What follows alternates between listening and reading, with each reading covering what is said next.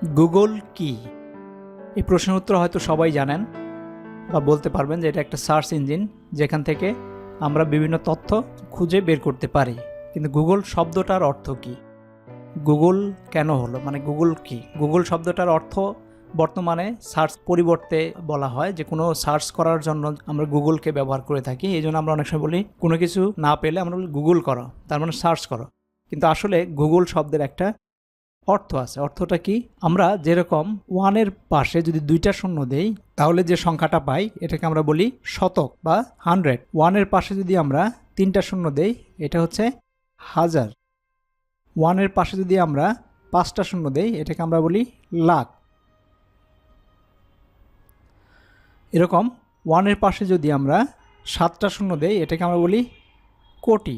তার মানে আমরা শূন্য সংখ্যার উপর নির্ভর করে আমরা এক একটা সংখ্যার স্থানীয় নাম জানি, সংখ্যার স্থানের নাম জানি। ঠিক একই রকমভাবে ওয়ানের পিছে যদি আমরা 100 শূন্য বসাই তাহলে কি হবে? তাহলে যে সংখ্যাটা পাওয়া যাবে সেটার নাম হচ্ছে গুগল।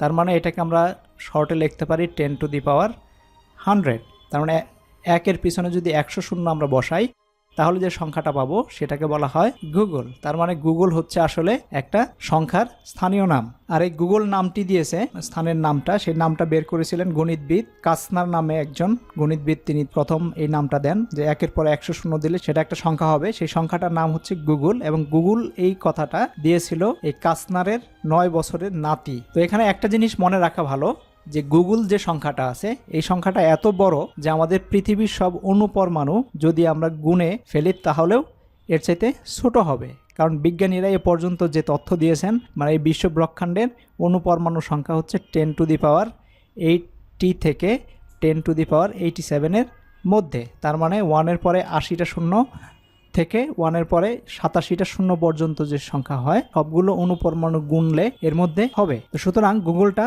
অনেক বড় একটা সংখ্যা। এখন এখানেই শেষ না, আমরা আরেকটা নাম জানি গুগল কোম্পানির সাথে জড়িত, সেটা হচ্ছে গুগল প্লেক্স।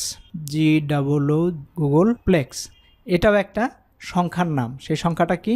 সেটা হচ্ছে ওয়ানের পরে যদি আমরা গুগল সংখ্যক শূন্য বসাই তাহলে যে সংখ্যাটা পাওয়া যাবে সেটা হচ্ছে গুগল প্লেক্স।